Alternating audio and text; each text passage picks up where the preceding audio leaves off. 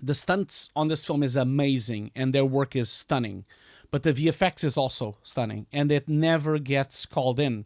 Like, he says words on the behind the scenes like, my hat is off to the stunts team. Why doesn't he say, my hat is off to the stunt team and the CG team? Why do they never mention the CG team? It is so tiring. That's the problem that I am always having with these behind the scenes. And so if Netflix is listening, and they're not, I hope they can change it. This podcast is brought to you by Backlight. Backlight Creative enhances the entire creative project lifecycle. For pre-production, there's Celtics. For scriptwriting, beatboards, shot lists, and planning. And Backlight Gem, a narrative design platform for games and VR. For post-production, we've got F-Track Studio to manage creative projects with custom pipelines and reviews with CineSync and F-Track Review for high-res, real-time media collaboration. To manage your assets, connect your own storage to Iconic, a scalable cloud-based media asset management platform. You can learn more at backlight.co. And now on to the show.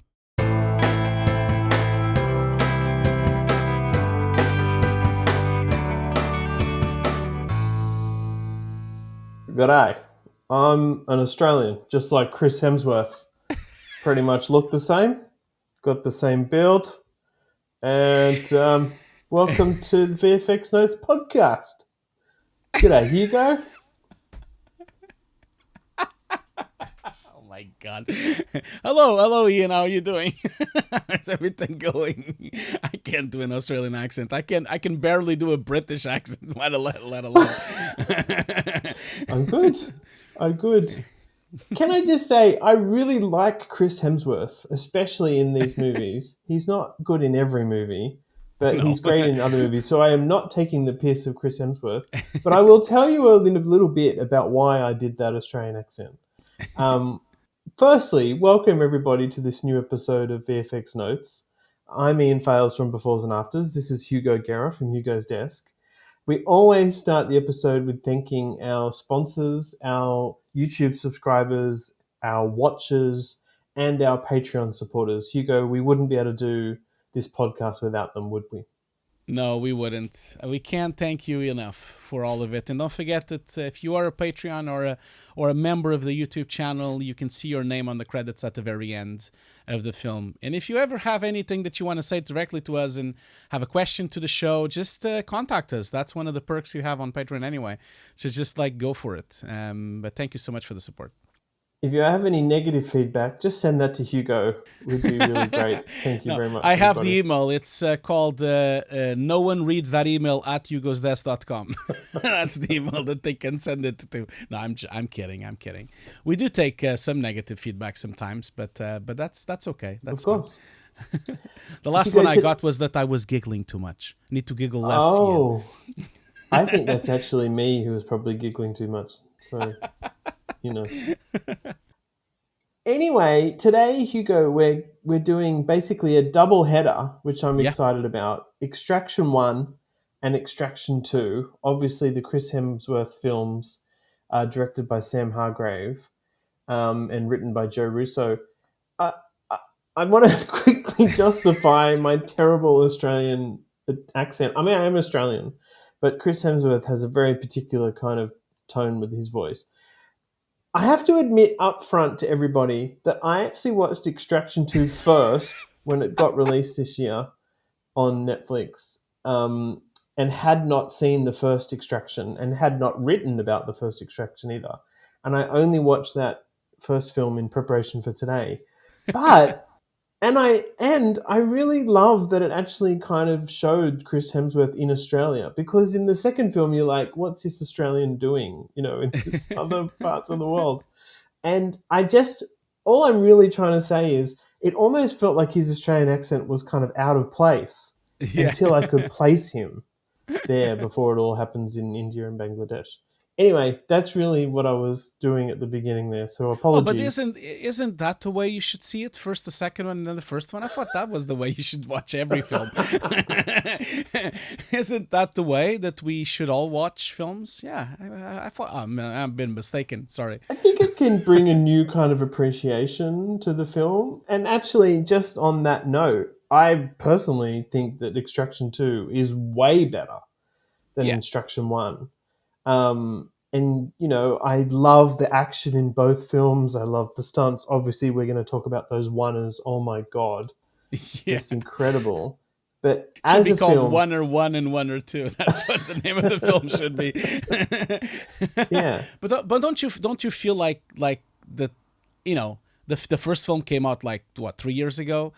And no one really knew if it's going to be a success or not. And I have a feeling the second one happened after the first one was a success. Oh, right, I don't feel like spoiler alert. If you don't want to know about it, just move ahead a few seconds.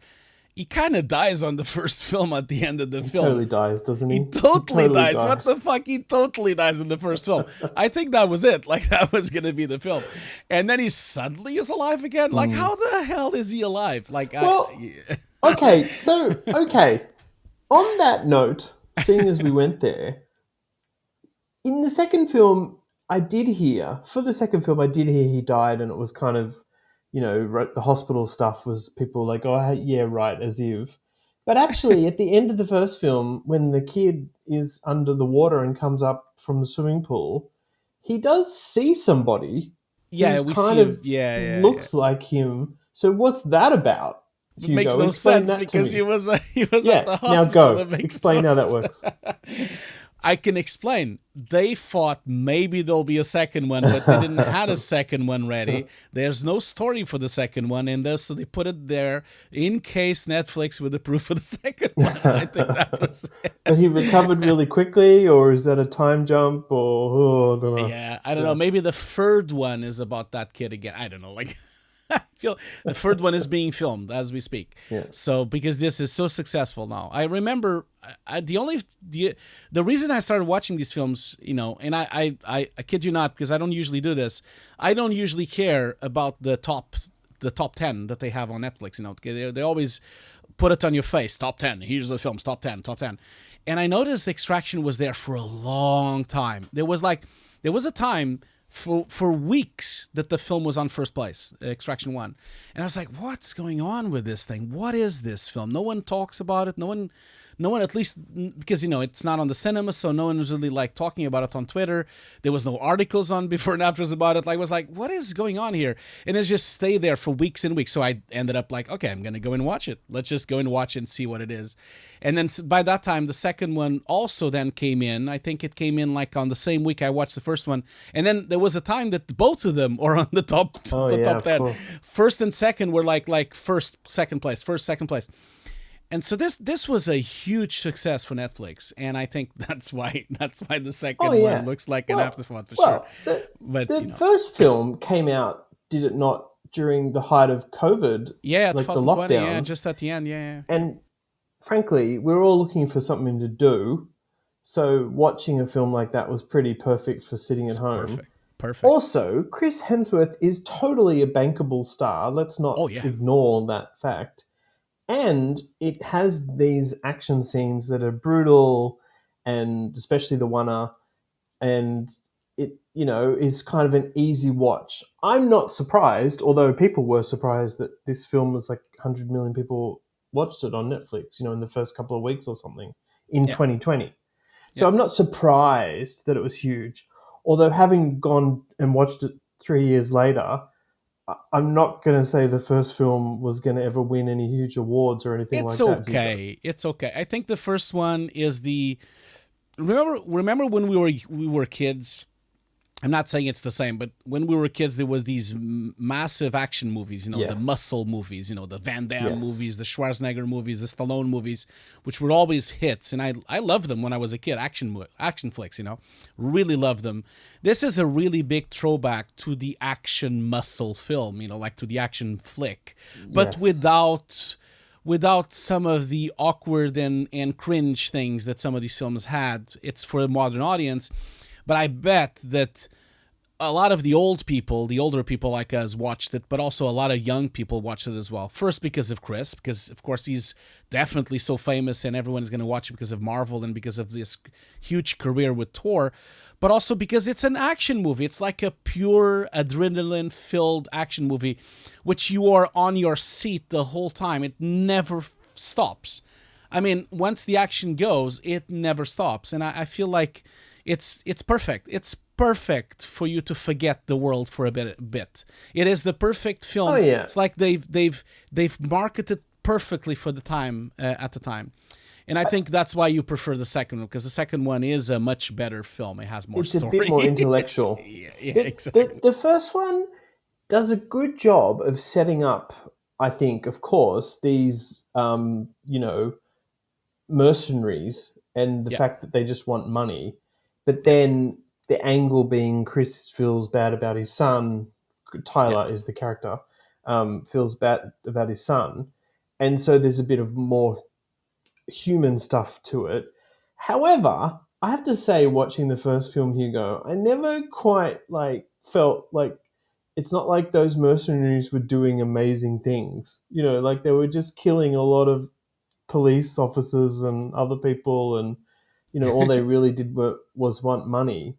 And so what I never felt like I totally feeling for Tyler, except when he wants to rescue the boy, even though he's not going to get the money. I mean, I think that's a very easy plot to follow, and that's partly also why it was successful.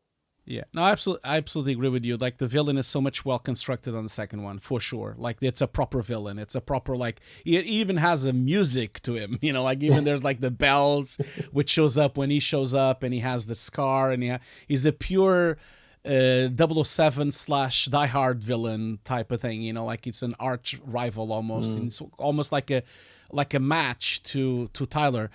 As opposed to the first one, where the villain is not even involved. He's with his binoculars watching the thing. He just sends people in, just sends troops and sends corrupt cops to them. And he doesn't even get killed. The first villain of the first film, he doesn't even get touched. Well, later on, Nicky kills him. But I mean, in the main film, Spoiler. Tyler never... Yeah, well, I mean, where I said spoil in the beginning, but the whole thing is if you haven't watched the movies, stop the podcast right now, go and watch the movies, the two of them in a row, and then come back and watch this, because it's definitely bingeable. That's for sure. Yeah. It's like a nice 4-hour TV show, 4 hour long. Yeah, just on the villain thing. Obviously, the first film pretty much has 3 villains, right? Yeah, I mean, you're right. It has the big wig guy. It has whoever that is, his brother or something, his uncle, the kid's uncle. Yeah, the kid's uncle, yeah. Can't afford to pay the mercenary money, but sort of gets them to do part of the way. And then it's also Tyler's old colleague, sort of, who ends up being shot. So I'm not saying that that's messy, but they're kind of twists and turns, aren't they, in terms of villains? But I think there were probably almost too many villains in the first film. Yeah, absolutely. No, I'll tell. There's 2 things. I liked the film. I think I liked it more than you, for sure. I liked the first one because the reason I like the film is because it's so simple. I like simple films because sometimes I just want something simple. I don't want to be preached. I don't want to be told what to do. I just want to see something simple with some punching and some guns. And I know it does feel like a one action flick with no brains, but I kind of feel that the film has a lot of heart. It actually has a lot of heart, and it really stages up for the second and the third one for sure. And it's a great start. It's a great start of a franchise. That's the thing, I think that's why I liked it so much, because I think there is something here that will become 3, 4, maybe even more. But there's definitely 2 things that I loved about the first one, and we can talk about that in detail. There's 2 things. The first one, of course, is this car chase, which I think, in my view, one of the best car chases in movies. And when you watch the behind the scenes, oh my God, I'm going to put some clips while we talk about this. The fact that he's walking around with the camera coming in and out of cars. I mean, I just we'll get to that in a second. That's part 1 that I love about that film. And I could watch that again and again and again.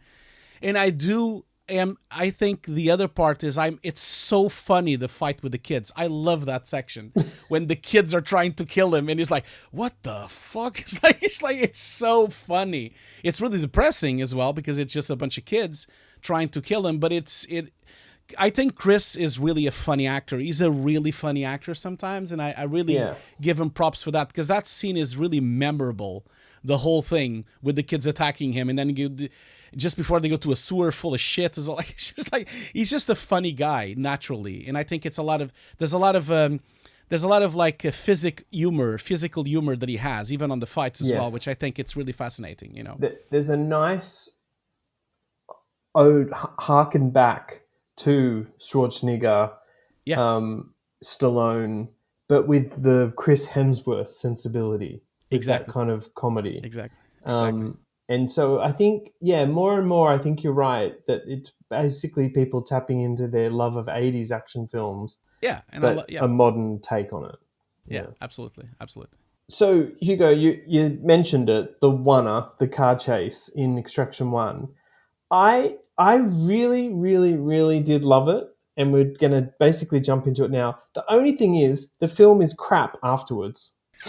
So I really wish like there was even more of it or something like that, you know. But basically, that Oner stands out as something brilliantly done, almost unexpected. Even though I knew it was coming, it was so unexpected, and really it extends so much from who Sam Hargraves is, right? Obviously, a stunt coordinator for so long.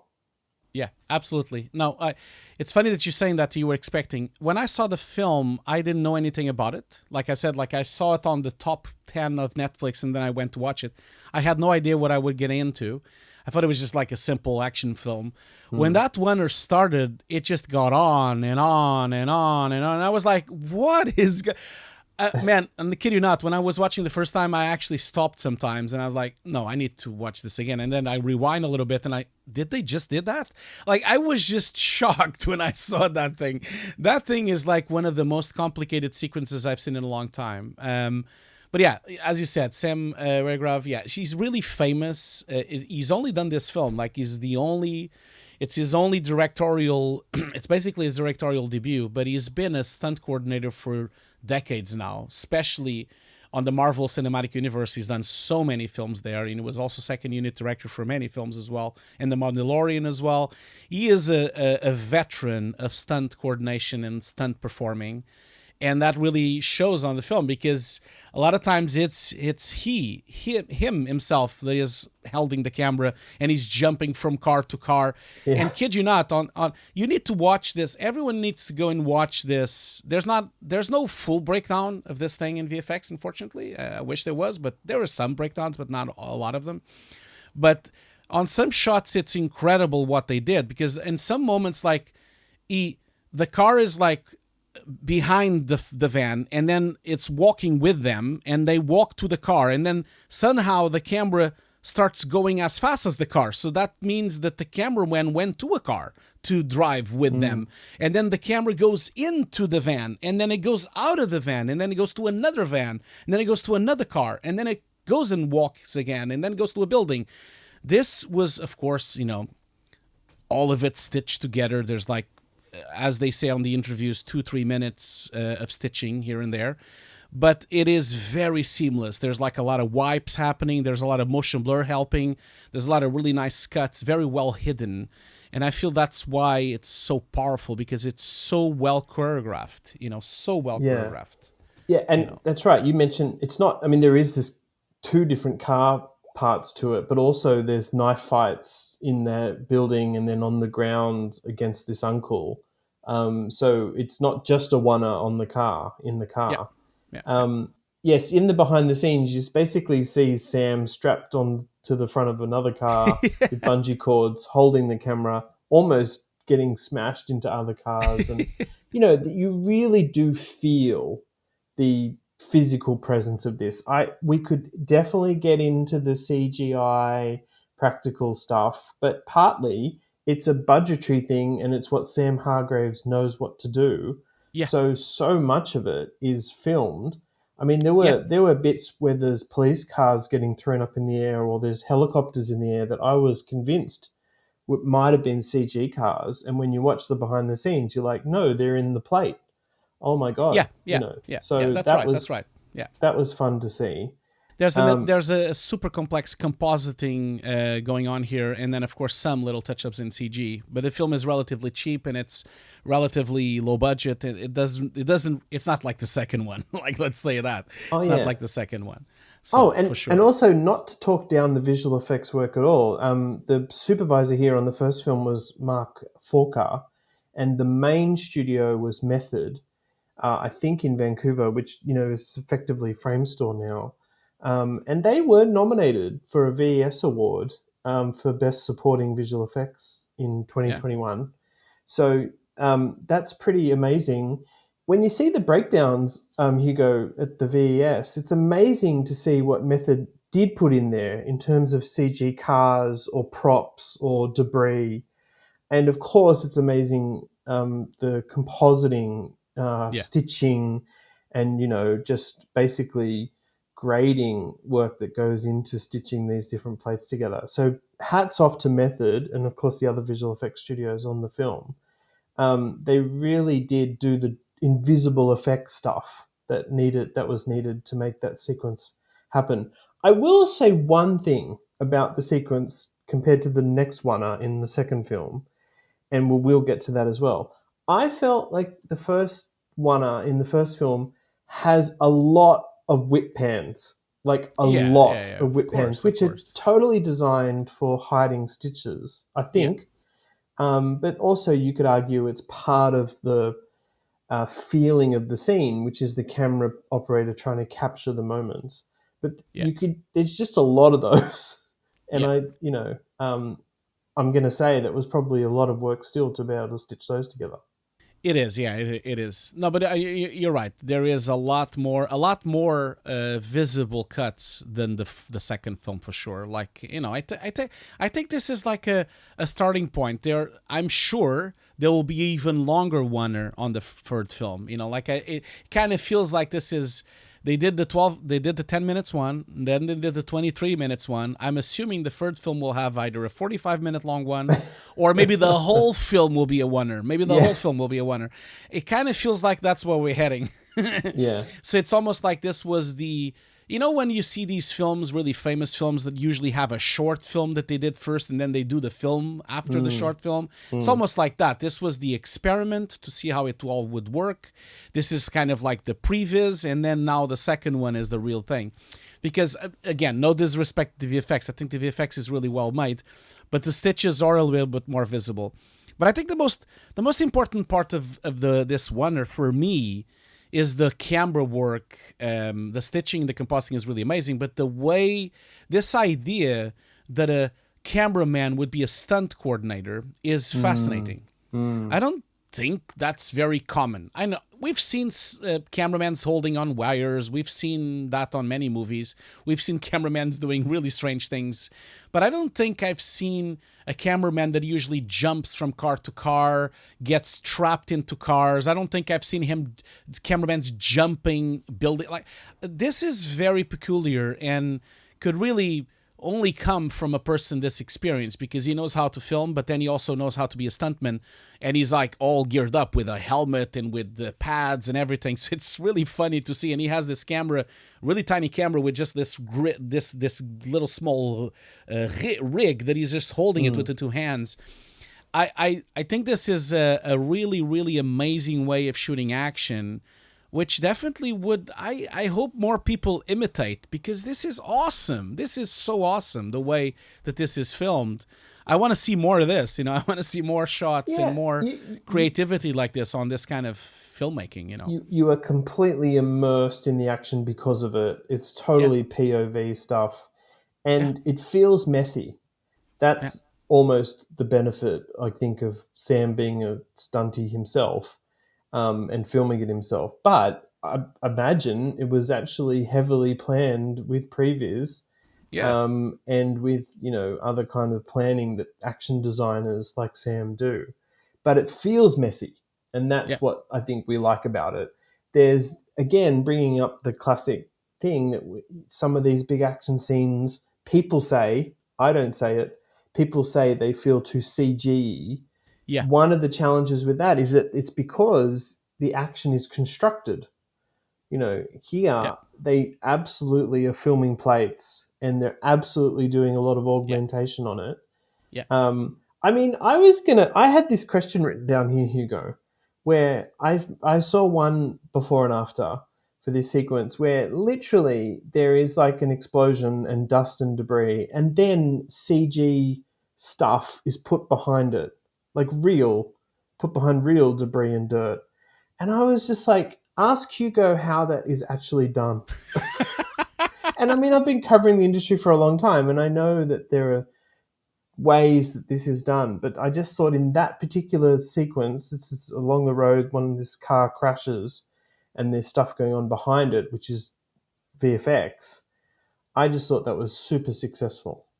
Yeah, it's incredibly difficult for sure. But there's a, to answer your question really quickly, like it's a mixture, of course, of some rotoscoping and some soft matting. When I'm saying soft matting, I mean like rotos that are semi-transparent so that you can then use blending modes of merge up. Like you basically, instead of just using a regular merge of just having an image on top of the other, you have a semi-transparent effect on top, so you can then merge things in a different way. So then you can experiment a little bit and try to find the best merging operation to try to blend the two plates together, because you have the CG debris and then you have the real debris, and somehow the semi-transparency of them helps you a little bit and the motion blur helps you a little bit. So it's incredibly difficult, but also, as an experienced composer myself, like sometimes you get lucky and sometimes you kind of like, oh, that worked. And so because you kind of experiment a bit with semi-transparency and then you find out, oh, shit, that actually... And so it's a bit of an experimentation. It's a bit of a... you try a few things and you see if it holds up. It's never really that straightforward until you kind of give it a go on the shot. But I've been on those situations where, by sheer luck, I found a way of merging the two plates together. When in the beginning, when I got the shot, I thought, oh, we're gonna have to replace all of this, and then we ended up not replacing it because maybe there was a way of you merging what was behind. So yeah, it's there's a lot of that on this film for sure. And it helps that, I think it also helps that the film is very fast and motion blurred and defocused. There's a lot of that helps on the film, and you can get away with a lot of things. No one is going to watch it in loop, and also it kind of helps that it's on Netflix as well. It's not as big, it's not a cinema, so it's like you don't see it as much.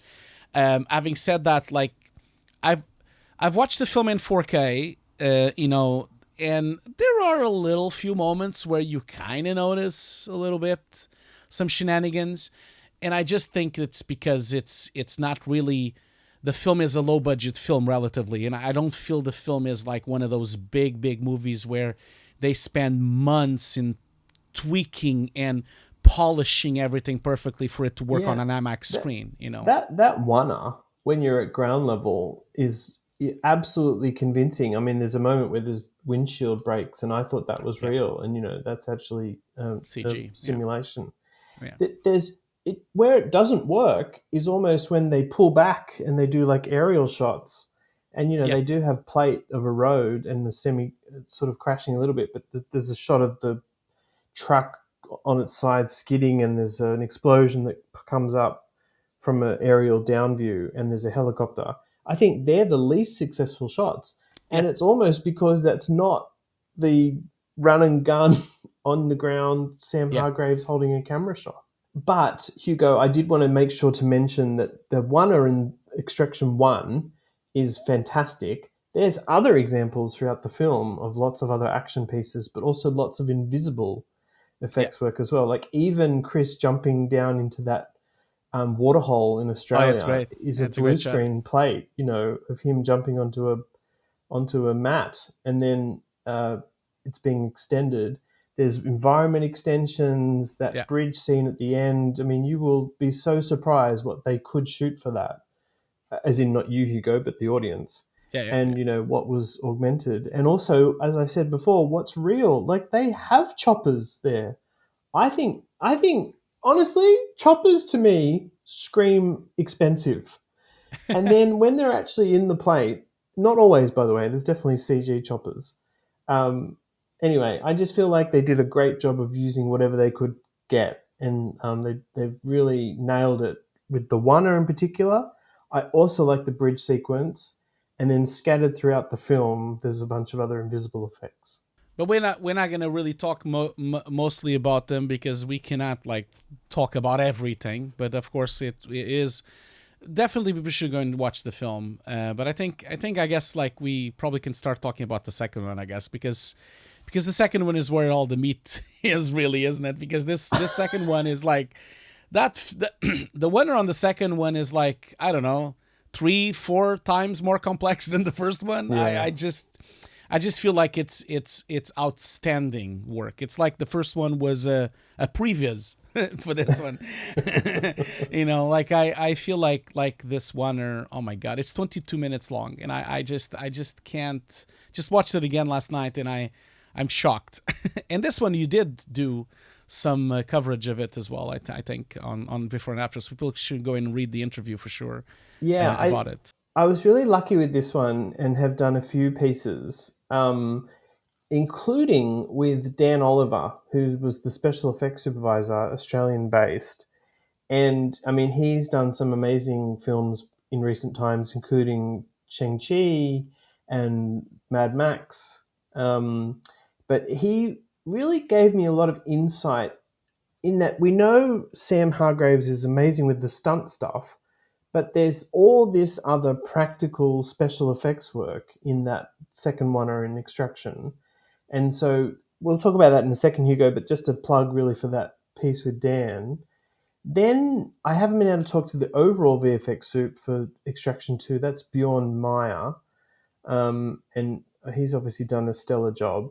The Extraction 2 Oner was visual effects. That's not a very good way to describe it, but the visual effects was done by Digital Domain. And then there are actually a whole bunch of other studios that have contributed to the film, including Fin Design. And I talked to them specifically about the fight that's sort of in the gym and on top of the windows, the building there, and that's a fun article too. So that's just really a plug for the befores and afters coverage. Yeah. But Hugo, I'm sure that you'll be showing, as we're talking, a whole bunch of behind the scenes for this visual effects work and the Oner. Yeah. That's actually something I also love about Netflix and Extraction films, is that because they go and shoot so much, and because that's part of the, like the attraction of the film, they release a lot of stuff, which is nice. Yeah. Oh, I have some notes about that as well. Okay. That we need to talk about. But before we even jump into that, just one thing before we do that. We didn't really talk about the film. Let's do that really quickly. Sure. You really liked much more this film. So tell me, Ian, why did you like this film much more? Tell me a little bit about that. Because I have some notes, but I want to know why you preferred it to the first one and why you thought it was like a better film, Well, it's not perfect, is it? It's not going to again win awards for acting, but there's a lot more intricacy, in my view, to the plot here. Yeah. There's more about his backstory. Yeah. There's more things that have to happen, and they sort of happen in exciting locations. That's kind of what I liked about it. You feel like you were taken to lots of different places in this film. I particularly loved the baddie that you mentioned already, and that set great. up a much better villain than the first film. And they did a good job of not really like spending too much time on that villain. Actually, they sort of, I felt, did that quite well in the opening and with the jail sequences. But generally, I just thought this one rolled along in a much better way than the first film. Yeah, no, absolutely. I think this, it's funny, right? Because you already mentioned that you watched this first, but it's funny because if you just had a little bit of a little longer montage of the bridge, of him being shot down to the bridge, and then it could have just been one film. If you just had that little bit, a bit more extended to showcase what happened. So it's almost like a film that would start on the middle of a mission, and then he gets shot down, and then we see the recovery. I think it could have worked as a single film as well. And I think that's why watching the second one is not that outrageous, because it does live as a single film, for sure. You can kind of guess what happened. You can kind of guess, oh, he's probably an operative, oh, he's probably... And then you see all these flashbacks with the wife. It's definitely much more well-constructed, much more care and more heart went to it. But there's some the villain, like you said, not that I love the villain, he's a monster, but I love the way it's introduced, and also the flashbacks with the brothers, and also that connection with the two brothers, and then one of them dies.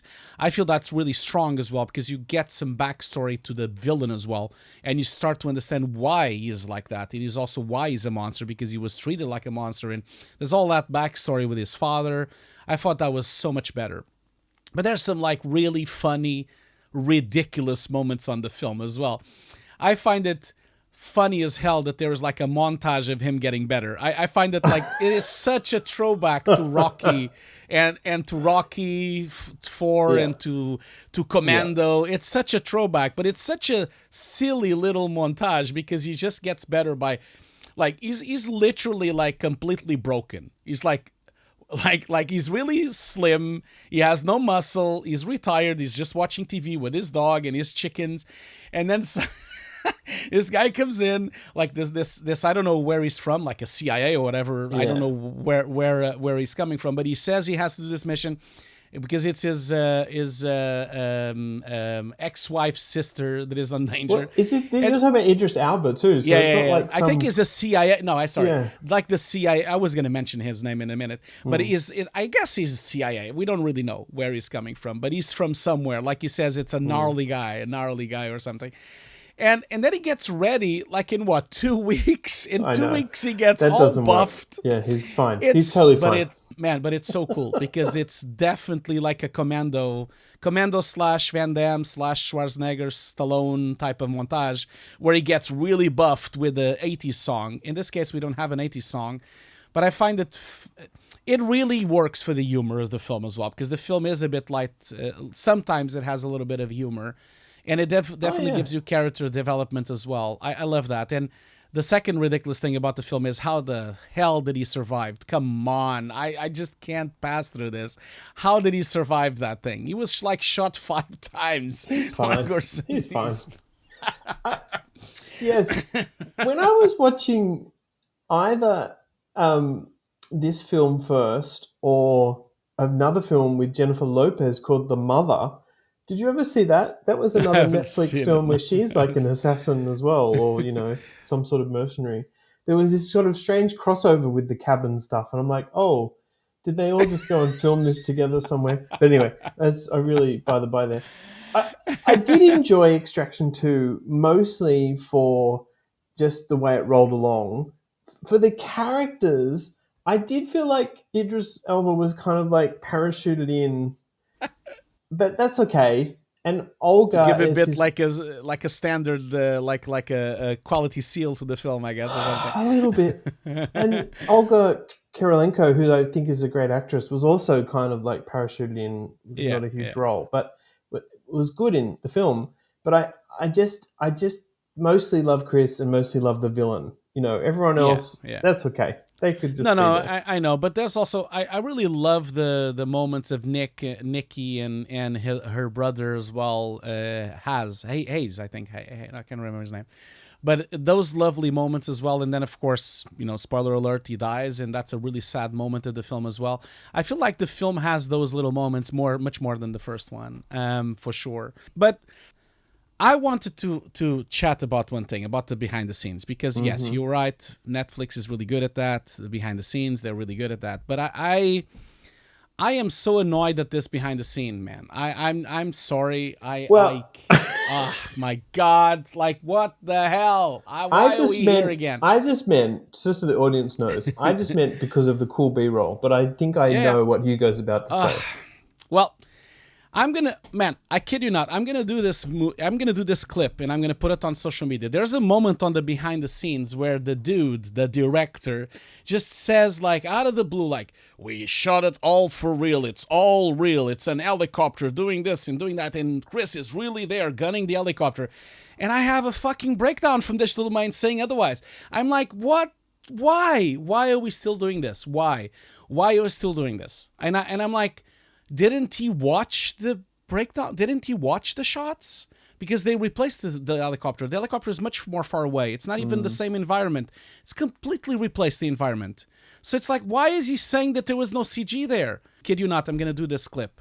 I'm going to make a clip where I hear his voice and we see the breakdown. I kid you not. When I was watching yesterday the behind the scenes material, I thought to myself, man, I'm making this video. I'm making this video where I have his voice and the breakdown at the same time. I don't want to sound...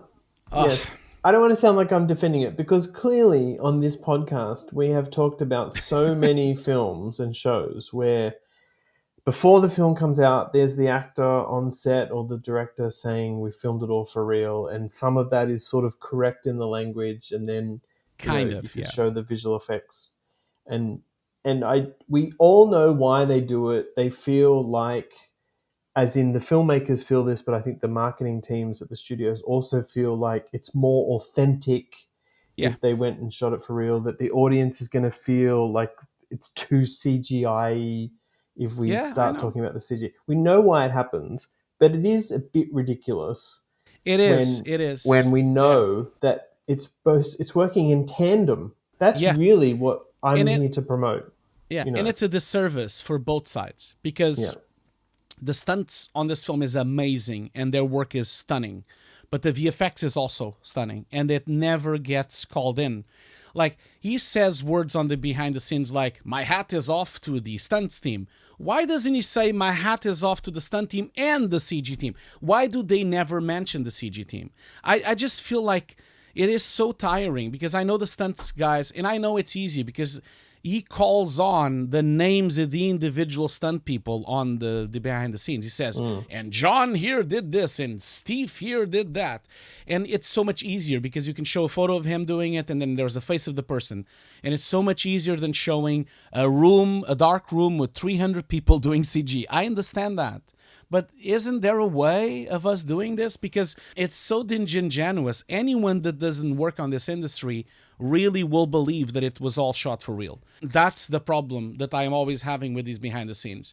I almost find that it would be fascinating if I ever did a fake video, about like someone saying, "Oh my God, it was so difficult to do this sequence," and then we see a guy on a computer doing something, and then "It was so dangerous," and then they send it to the render farm.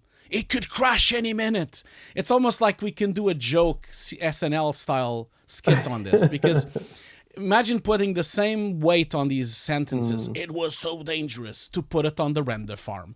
It's just, I find this really disingenuous, and it's a shame, because I feel like Netflix is usually better than this, and I just feel that this director, I don't understand why either two things might have happened. Either he does it in purpose, which I doubt, or I think he said all of it, but they only cut that part. That's the problem. Well, he probably mentioned everything, but they only cut that part. I think that's what happens as well. That definitely happens. I'm sure of it. What also happens, Hugo, as you'll probably know already, is that they do film these behind-the-scenes featurettes, often during filming of the main sequence. I know. So while they've planned for the visual effects, they haven't made the visual effects.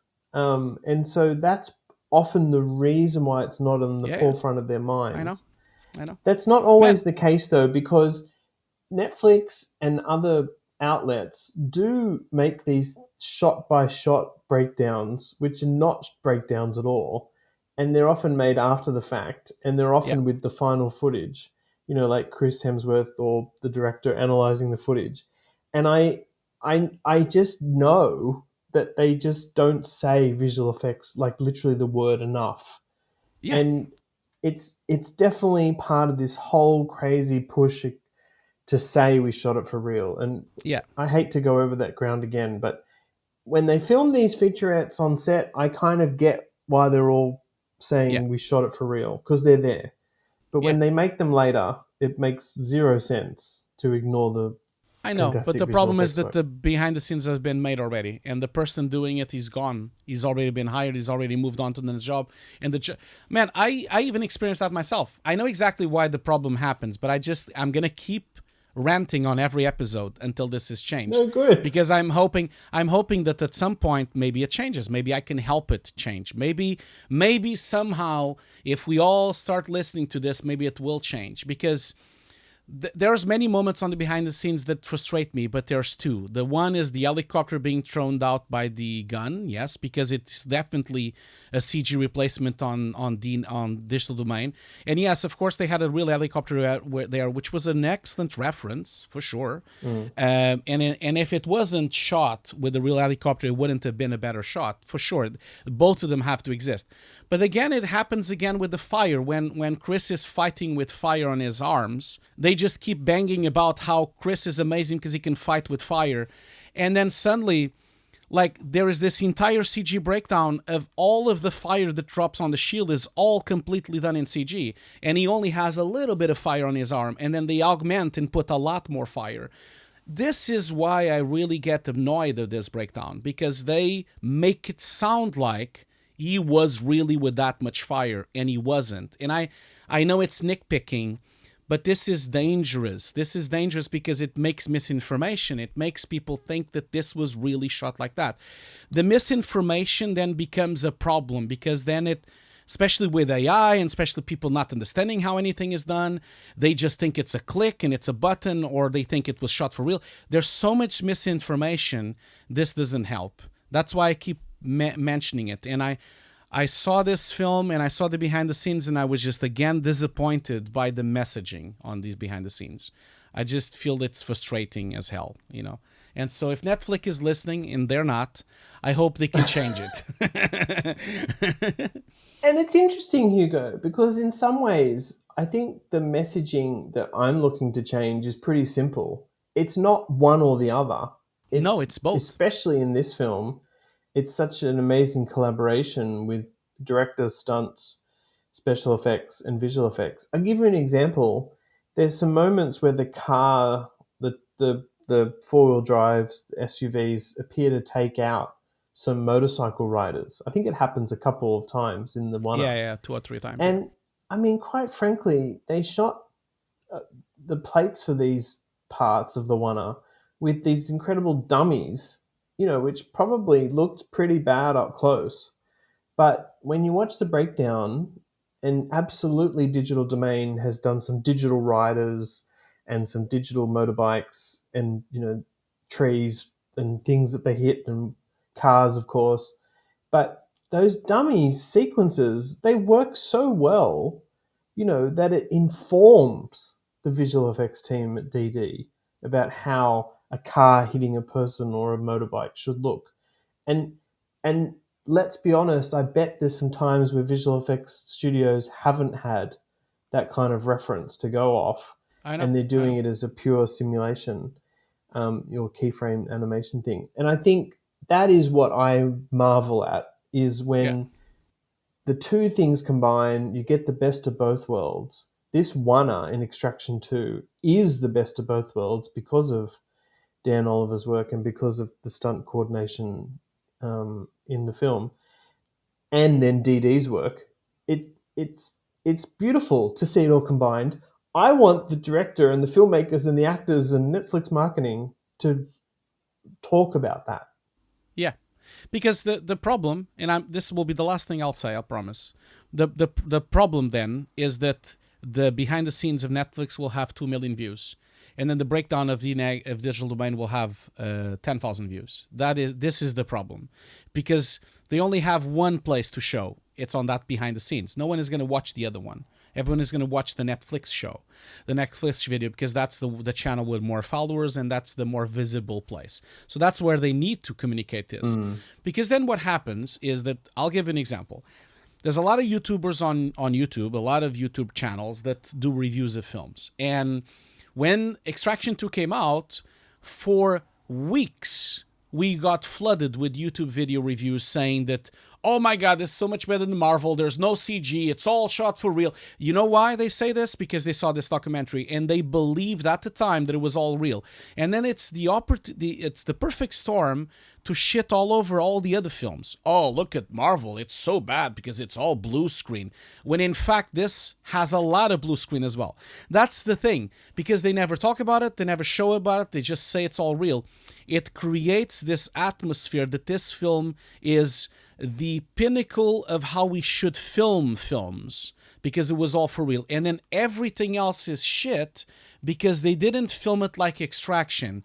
And in fact, it's all a lie because it wasn't even filmed like they think it was filmed. It was filmed by combining two things, just like Marvel was as well. So they are both filming the same way, but one is being presented in a different way. So this becomes a problem because then millions upon millions upon million people watch this and they really believe that this is all done practically. And then this becomes an issue for the industry because then the companies lose faith, they lose power, they lose their revenue, the prices go down. There's all sorts of implications and consequences of having a world where people think VFX is easy, it's a one-click solution, it's all AI. There's a problem with this, definitely, and that's why I keep mentioning it like this with so much passion, because I feel that in 10 years we will see the consequence of this. It's going to become a problem, and I don't think a lot of people is giving it enough time to be discussed in the VFX forums, for sure, because a lot of people are afraid of talking about it. I think also that, Yeah, my take on that is that people in the know, our friends, colleagues in the industry, they know what's going on. I know. It is a bit weird sometimes to look at YouTube and see, and sure, it's clickbaity headlines sometimes, and sure, it's like meant to be just a summary where they say this was filmed all practically or no CGI. That is definitely like eye roll stuff, and we're all seeing that a lot now with different films. I like to hope to think, but I'm not sure I'm right about this, Hugo, that something like this happens with Extraction 2, because it definitely happened on Mad Max, and that is this. People watch the behind the scenes that we're talking about made by Netflix that have all the practical work and think it's amazing and think, oh my God, look what they shot for real. That's incredible. Yeah. And then they might happen to catch DD's reel or my coverage or some other kind of coverage. And actually, it brings a new appreciation. Oh, they shot so much of it practically, and then this amazing visual effects work was done on top. That really did happen with Mad Max Fury Road. It had a second wave of appreciation. I might have talked about it before. I'm kind of convinced that will happen if Barbie's visual effects breakdowns get released, for example. There'll be this second wave. I'm convinced it'll happen with Oppenheimer as well, if more gets shown. But it's leftovers. It's leftovers. It's too late. That's the problem. Well, like the damage is done already because millions of people will not chase that up. It's too late. That's the problem. It depends how widely these things get proliferated around. In Mad Max, it just did because it was such a big film, and there was a lot of time before the Oscars. There's still to this day YouTube channels and videos and people saying that Mad Max was all shot for real. Even to this day, you see, that doesn't work that way. It's again the people that are in the industry know that, but the other people don't. This is a problem, and there's regulations. I see this on my article on the article I recently made on Creative Blog, which I'm making a video out, by the way. I'm almost done. I say about this, there's regulations against people marketing things wrong and faking products when they're trying to sell it. This is literally lying to the public when they present it this way. This is not how it should be presented. And there should be regulations or deals about this. But again, it's the same problem. We don't have a union, so who cares? No one will ever fight for this. The same way the writers and the actors were doing and trying to get a deal. We should just calling every artist here when watching the show, we should unionize as much as possible and we should strike right now. That's what I should say, and I say to everyone listening, because this is unbearable. This is just becoming worse and worse and worse. And while we don't do anything about it, it's just going to bite us in the ass later on. That's the only thing I'll say. And I'll keep saying this time and time and time again until in 10 years from now, someone will say, oh yeah, we should do that. It's just, I find that it's getting worse. I just feel like this year particularly, and it's been really, really outrageous with Barbie and with Mission Impossible, and it's just been outrageous. It's just been like one after the other, after the other, after the other. And I'm just getting so fed up of it. so fed up of it. Yeah. Well, yeah. I mean, in this film, it's just one of those, in Extraction 2, it's just one of those ones where I don't actually necessarily completely agree that they've gone out of their way to not mention visual effects. It's not like Barbie. No, I know what you mean. Because clearly DD and Finn and a few other were allowed to show. At least they were allowed to show the breakdowns. That's a different aspect. And that's where Netflix is different from the other studios. They allow the breakdowns to be shown. Yeah. It's just that they don't get shown to a lot of people because, of course, the channels are small. But at least Netflix is good at that. They let people... They let the articles come out, they let the interviews come out, they let breakdowns come out.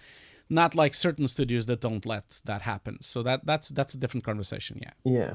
But it would be great if the general mood and feeling that seems to be displayed towards VFX from that marketing point of view mostly at the moment, that's what we're sort of talking about really.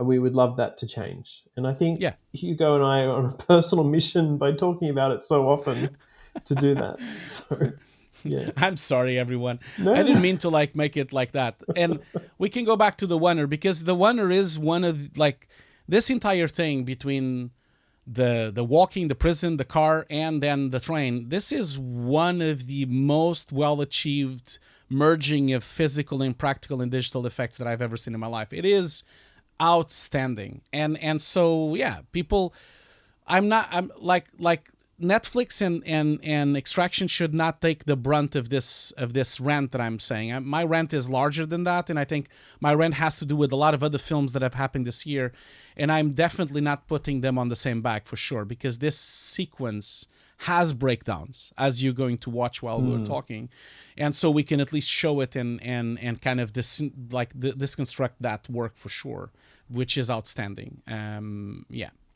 My favorite bit of that one, by the way, is that if you look away for more than 30 seconds, they're in a completely different location. Prison, courtyard, man, it never stops. Forest. They're on the back of a train. Oh, no, they're in a factory, I think. They're on the back of a train. That is fun. With not much else to say about it. It's just fun. And... it's not heavily constructed. These are real places. We don't need to talk about how much visual effects work there is. You're going to see it in the breakdown from DD. But it's, they did shoot on a moving train. They did shoot in this factory. They did shoot the. And there was really an helicopter landing on the train. That's for real. That was amazing. Shot for real. Yeah, it is absolutely amazing. That's amazing. These people must have so much fun. And even the prison. The prison has 75 stunt people on that prison. That prison sequence is quite mad. It is absolutely ridiculous. And there's even a part of the sequence where the camera rig attaches itself to Chris when he gets hit by the back, and then he falls on the rig, and the rig is attached to him, and then somehow the rig gets disattached from him and continues on. It's mind blowing. When you see the behind the scenes, you see he has a harness, but the harness disappears on the film. So they cleaned it out. It is fascinating. I mean, let's give a shout out to Paint, Roto, Match Move in a sequence like this. Invisible work that, we've mostly talked about what CG elements are introduced into the sequence, but, we're obviously praising all that other work that goes into prep and just, making it look like nothing was done, basically. Yeah, exactly. And we're talking about 22 minutes long. And so 22 minutes long, like I say, it's usually a 2-minute stitch from each of them. So we're still talking about 11 stitches. So there's 11 humongous sequences of thousands of frames long that need to be composite painted. Even that alone, by the fact that it's a 2-minute long sequence, is already an absolute headache to try to composite, preview, and playback even that sequence when you're inside of Nuke or inside of any of the applications in CG you're trying to render this out. We're talking about like it is very well achieved, and it is also so relentless. It does not stop. Like they go from the prison into the prison, out of the prison to a car, then from the car into another car, and then they go to the factory, and then from the factory go to the train, then they go out of the train, and then it's just insane. I've never seen anything like that, and I definitely recommend people watching it a few times because there are so many details that are really cool. Even sometimes fights on the back, behind that are happening. And like you see Chris fighting someone, but then on the back Haz is fighting with someone. And then in the back, Nikki is fighting with someone. There's so many little details going on at the same time, which is outstanding. You know, the only thing that didn't work well was that they promoted the heck out of it. Yeah, and I think they showed us quite a lot in these behind the scenes before the film was even out. I'm like, I don't want to watch it because, like, I know there's going to be this one-er, you know. But anyway, of course, it made people watch it. I just want to, before we sort of wrap up, Hugo, also talk about some of the other great work in the film, and some of that is also entrenched in some practical effects. There's this stuff that happens in Vienna at the tower block. Yeah. And I thought there was some pretty neat, I mean, yes, the fight sequence on sort of the top section of it, but also there's this helicopter crash that happens there. And if you look at that article that I had with Dan Oliver, they were just allowed to do quite a lot of stuff in the Czech Republic. You know, this is also during some COVID lockdowns, where they could crash helicopter bucks and crash them into vans. And, you know, it must have been a special effects like dreamland to do this. And I just wanted to sort of mention those sequences as well. They're pretty cool too, hey? Yeah, they are. And especially because they're so well made, because when they are on the roof, when I saw the breakdown, I was pretty shocked because... You know what I mean? Like when you see when you see something shot on a blue screen, usually it's very difficult for them to get the lighting right because the lighting is never as intense as if it was outside. And the fact that they shot it on the blue screen is quite outstanding because you never notice that throughout the whole thing. Every glass piece, there's a blue screen behind. Every time they're on the rooftop, there's a blue screen. Below the glass, there's a blue screen as well. And, you know, all of it is seamlessly composited onto this environment of the entire city because I don't know how high they are. They're super high. It's like 50 stories high or something fighting this thing. And it is very well achieved. They had a real glass, of course, on the set, and they had like the structure built on the set. I think it was outside, I think that's why the light worked so well. I believe it's outside.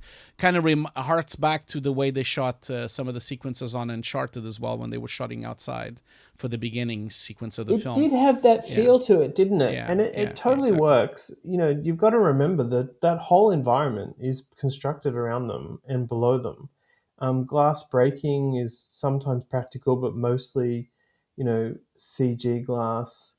I did think they did a great job comping in the actors there, and occasionally I imagine having to do digi-doubles when they're kind of hanging, or at least, you know, using digi-doubles to do some great match moving. Yeah, there's a lot of that as well, and also like a lot of digi-doubles of bodies falling down, getting squashed by the weights and falling down the building. There's a lot of really nice work there that is really seamless as well, especially when he hits that dude off the ramp, and it's really well choreographed as well, and especially because on this section of the film, it's like the heavy duties, you know, like these people are the real bad guys. These are the top lieutenants of the bad guys because all the other ones are dead now. So Chris and his team has decimated the other ones. And now you kind of have these characters that, like this big dude, and then you have the really famous stunt guy. Like there's a guy that is always on every film of John Wick, right. There's like this actor that always shows up on all the films. And so there's like really famous stunt people on this section, and they're like a lot longer. They stand much longer with Chris fighting with him. They almost like hit him as well, and they almost win. So that's like a different stage of the film. It's the choreographies are much slower because they stay on each fight for much longer. And then of course you have the Smee ending fight with the big bad guy on the rooftop as well, when Nick is almost falling down. I thought it was exhilarating. It was really well made for sure. That entire sequence. I find it was super great. cool. Yeah. That particular fight on the rooftop was a fin design, and then the other stuff that happens around the Viana tower is UPP was one of the big contributors there. Not going to be able to mention all the studios that worked on the film, but there's a lot. Definitely Finn and UPP for the Viana stuff was pretty awesome. Yeah, and it continues as well at the end of the film when they go to the airport hangar and then to the church as well. A lot of explosions there, a lot of practical explosions mixed with real CG explosions as well when he destroys the entire hangar with grenades, which is really beautifully shot, really beautifully, especially in HDR. They look beautiful, really bright and nice. And then of course the last fight, which is like one of these. So much homage to like these really cool 80s fights that go on forever. It doesn't go on forever, but it kind of sounds like that. He's like, they're hitting each other with nails and hammers and chains. It's just like, it's so hardcore and it's so brutal, that end fight. The dude, I love when he just says, "I'm not going to stop," and he just shoots him in the head. It's like, what the hell? It would never end. This guy is not gonna stop. He's just gonna continue fighting. And on those fights, there's also a lot of tinkering and VFX and compositing to do it. The film is really well polished. I think so much better than the first one, and so much more polished. And I can't wait for the third one for sure. But I don't know who did that final sequence, the hangars and the explosions. I don't know. Not sure. What was I'm not sure. But there's so many houses involved in the project. But if anyone knows, please leave a comment below. I would love to know. Yeah. I'll tell you what's interesting about these two films. They're very violent. And the first film, you do see a lot more blood, I think. Yeah, you do. Faces being smashed and absolutely. This is what sometimes happens on even John Wick, super crazy violent, but there is something about the John Wick films where they sort of, I mean, people are going to say, Ian, you're an idiot. It's very violent and you see like shots in the head and blood spurting, but in some ways you don't really see crazy blood and gore in John Wick films.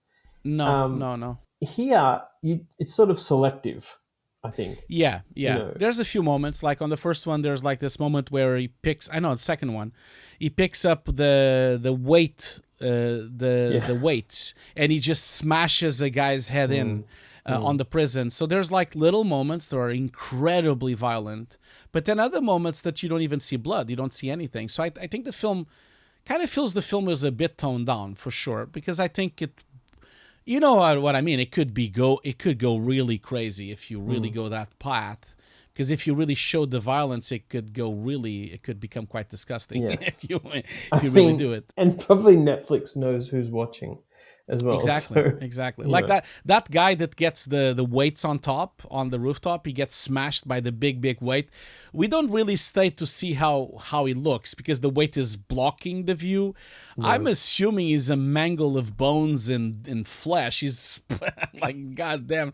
Yeah. That is like, I can even hear the squashing. There's lots of that squashing sound effect going on in both films. I really noticed that. Especially in the first film, actually. By the way, the sound is really good on the film. Like the sound effect, like the music is okay. I mean, it's always the kind of same time of song, but it's like the action typical music that kind of like was. It's the typical Bourne Supremacy kind of music that is growing and growing and growing and growing. Yeah. But the sound effects are just outstanding. The sounds and the big hits and the guns and the swoops and the punches, it's really well made, the sound effects on this film, for sure. Put it up loud because it's really worth listening to it. Really, sometimes it goes a bit too loud, but yeah. Hugo, I wanted to finish up by asking you whether you thought this Onner sequence in Extraction 2 is your favorite oner in a film Yeah. or TV show. I I mean, th- I have a list, yeah. but this is probably one of the best executed in terms of that sort Yeah. of action sequence. Because there are oners around which are not action scenes. They're more just like lots of long walking or something I like that. I think this is my favorite. Yeah, I think so. I think it is. I know what you mean, because like the entire Birdman is an entire oner for sure. Like that's a different thing, but it's not an action film. I think for action film, this is definitely my favorite one because it's such a badass oner. It really, you see the prison sequence and you think, oh my god, this was an amazing oner, and then it just goes to another oner, and then another oner, and then it just keeps going up as an exponential curve, and it only stops when the train derails. That is the only moment that it stops.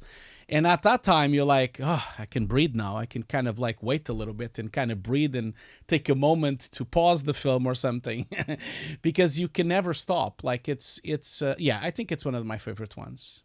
Do you Yeah, have do you have another one or? well, my favorite oner of all time is the car scene in Children of Men. Oh I yeah, think yeah, yeah. I think there is something about that where you really have a false sense of security. They're doing this ping pong ball thing between Yeah. their mouths, and then this stuff happens, and maybe partly it's because of the way they filmed it with this crazy rig on a car. I just think It's it funny you're still saying really about the works. ping pong. The ping pong ball is a compositing trickery there as well. It is, yeah, yeah. Not a So lot I've of people always know loved that. that Children of Men one. 1917, of course, had some incredible ones in it, but that's also the whole But point of the film. I know what you mean, because the Children of Men oner is really emotional and really dark, and also really well constructed. It's also very, because she dies and she gets shot and they almost all die. And Yeah. it like you said, it's a very well staged and directed sequence. It's not like the Extraction is like an action movie. It doesn't really have that kind of power like Children of Men has. Children of Men is like a, I don't know, I want to sound like negative, but it's a proper film. It's like a film, like with a Sure. big story, a big dramatic push, great performances. It's like a Oscar film. Although it didn't win a lot of Oscars, but it's like a proper Oscar dramatic movie. Extraction is not. Extraction is like an action flick, but just a very well constructed action flick. It has some emotional resonance, especially the second one, but it's not really like the same level, not for sure. So yeah, I understand why you would prefer that one for sure.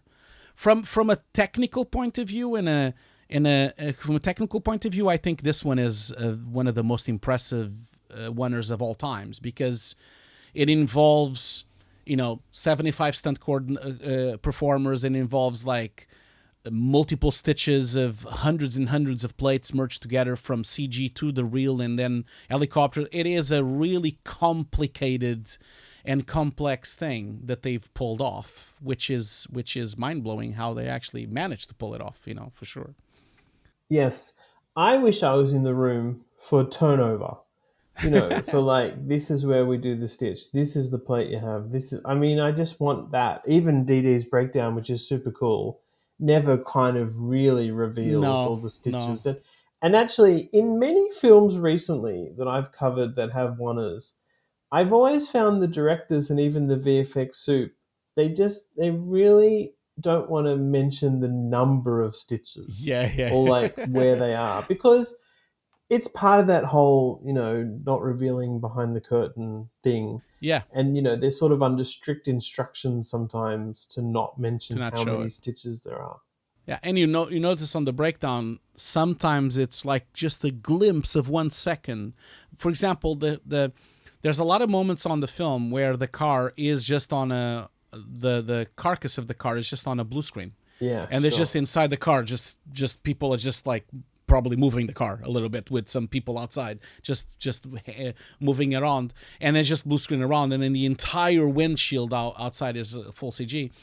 There's just a little few moments that you see that, and I bet on you that there's a lot more. So there's a lot of moments that they're not even driving a car, and they stitched into that plate, and then they stitch back to a car that is being driven, and then back into a CG car. So it's Absolutely, I think it's the magical aspect of it. They don't want to reveal too much for sure. And it could be also the studio not wanting to show some of these B-rolls. I noticed that when I work with clients, I noticed that a lot of them are really, really obsessed with not making it look nice. Like when you have a raw plate, if something is ugly on the set, they will say, "Oh no, we can't show that because you see, we see the rig there, we see the cables, we see the person there," and they're like, "Oh no," but I say, "But that's the point. No, we can't show that. You see, that guy is having a drink, or that guy is having a coffee. There's some cables lying on the floor. Oh, that box is from a company we don't want to show." And so there's all sorts of other problems that they're looking at that plate that they don't want to show it, or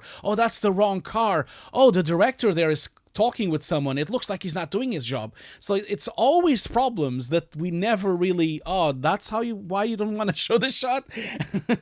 It's always a bit of an issue with trying to approve the plates that get showed, It's always some... It's funny you said that. Today I was watching one of those Marvel's Assembled documentaries. I won't say which one it is. And only, I think you and I would be looking so much at the background technicians and craftspeople and gaffers and prop holders.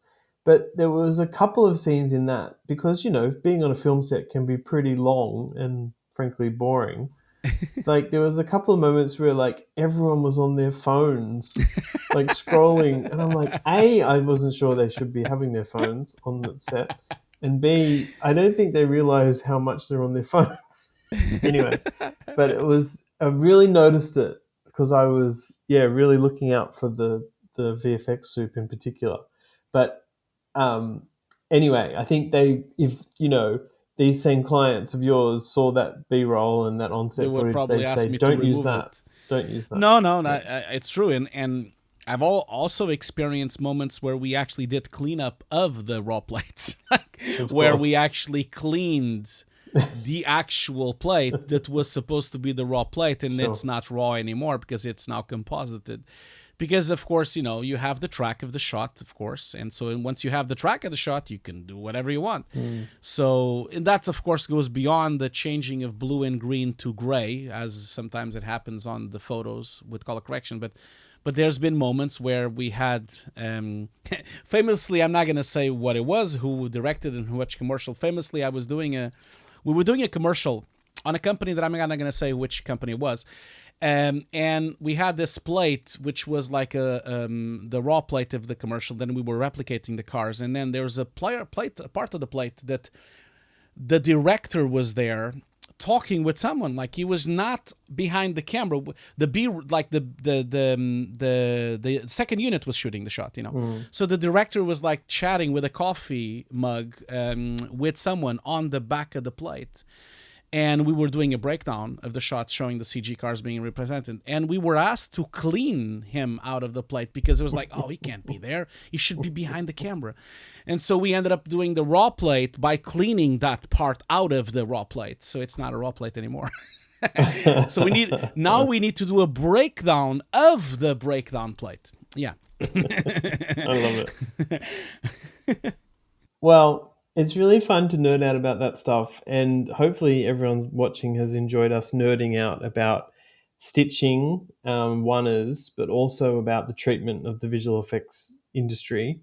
I apologize already. I apologize. No, don't apologize. I'm gonna put it to the audience. If you guys don't want me to rant anymore, just post it on the chat, and I will stop my rants. Yeah. I'll be a good boy. As I said, negative feedback straight to Hugo. Thank you. Anyway, that's been really fun, Hugo. Thank you so much for tolerating my bad Australian accent and for making me watch the first film. Thank you so much. Making me watch the first film. I mean, it was like a torture moment Not that you at had to do. Thanks, everybody. Bye. Thank you. Bye.